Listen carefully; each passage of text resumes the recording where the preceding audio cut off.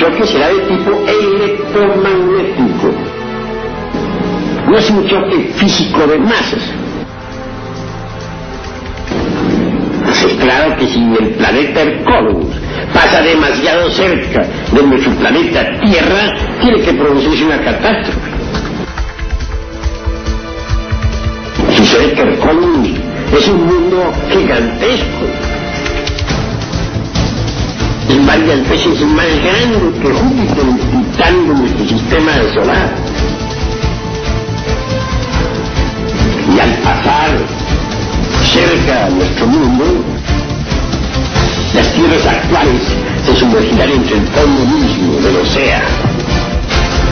Conforme Hercólogos se vaya acercando, el fuego líquido que existe en el interior de nuestro mundo saltará a la superficie.